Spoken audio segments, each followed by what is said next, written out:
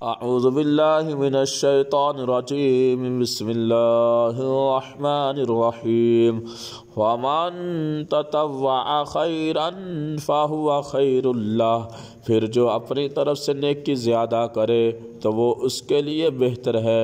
معتبر کتب میں ہے کہ قبر پر اذان کا جواز یقینی ہے، ہرگز شرع مطہرہ سے اس کی ممانعت پر کوئی دلیل نہیں، اور جس امر سے شرع منع نہ فرمائے اصلاً ممنوع نہیں ہو سکتا۔ یعنی جو شریعت نے کام کرنے کا حکم دیا ہے وہ جائز ہے، اور جس کام کا منع فرمایا ہے وہ ناجائز ہے۔ باقی جس کا کلام نہیں فرمایا، جو اچھے کام ہے وہ بندہ اپنی طرف سے اگر کرے تو کوئی گناہ نہیں، اگر اچھا کام ہے، نیکی والا کام ہے تو اچھی نیت کے ساتھ کرنے سے اس کا ثواب ملے گا۔ بندہ قبر میں رکھا جاتا ہے، نقیرین سوالات کرتے ہیں، شیطان وہاں خلل انداز ہوتا ہے۔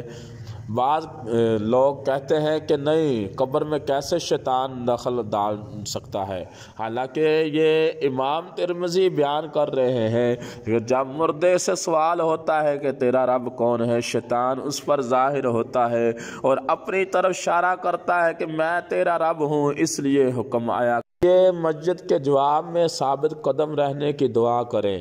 امام ترمذی فرماتے ہیں کہ وہ حدیثیں اس کی تائید کرتی ہیں جن میں آیا کہ مسجد کے دفن کرتے وقت نبی اکرم صلی اللہ تعالی علیہ وآلہ وسلم دعا کرتے ہیں، اللہم اجرہ من الشیطان، اے اللہ اس مسجد کو شیطان سے بچا۔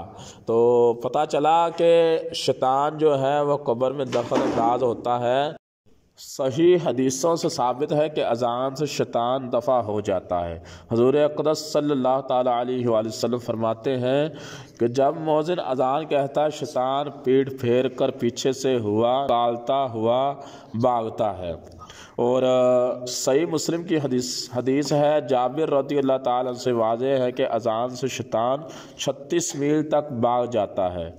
تو پتہ چلا کہ جب شیطان کا کھٹکا ہو تو فوراً اذان کہو کہ شیطان دفع ہو جاتا ہے، دور ہو جاتا ہے۔ تو لہٰذا کسی مسلمان بھائی کی مسجد پر دفنان کے بعد قبر پر اذان دینا عین سنت کے مطابق ہے، مستحب ہے، اچھا عمل ہے۔ اذان دینے والا ثواب کا حقدار ہے، جو اذان سنتے ہیں اس کو بھی اجر و ثواب ملتا ہے، اور مرحومین جو مسجد والے ہیں جو فوت شدہ ہیں ان کو بھی فائدہ پہنچتا ہے۔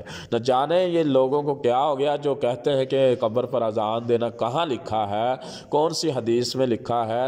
تو یہ بتائیں کہ اگر ان سے سوال کر لیا جائے کہ آپ بتاؤ کہ قبر پر اذان دینا منع کہاں لکھا ہے، اگر کہیں نہیں لکھا تو پھر آپ کیوں روکتے ہو، ثواب کے کام میں کیوں روکتے ہو؟ حالانکہ اللہ تعالیٰ ارشاد فرماتا ہے وَمَن تَطَوَّعَ خَيْرًا فَهُوَ خَيْرٌ لَهُ، پھر جو اپنی طرف سے نیکی زیادہ کرے وہ اس کے لیے بہتر ہے۔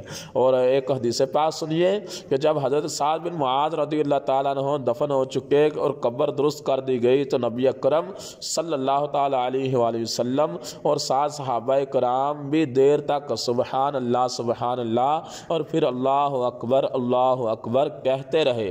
صحابہ کرام علیہم رضوان کے دریافت کرنے پر حضور صلی اللہ تعالیٰ علیہ وآلہ وسلم نے ارشاد فرمایا اس نیک مرد پر قبر تنگ ہوئی تھی، یہاں تک کہ اللہ تعالیٰ نے اسے بہت کشادہ فرما دیا، یعنی بار بار سبحان اللہ اور اللہ اکبر کہنے کی برکت سے مسجد پر آسانی ہوگی۔ تو حدیث سے ثابت ہوا تو اگر اللہ اکبر کہنے سے قبر کشادہ ہو جاتی ہے تو پوری اذان اگر کہہ لی جائے تو پھر کیا کتنے فوائد ہوئیں گے۔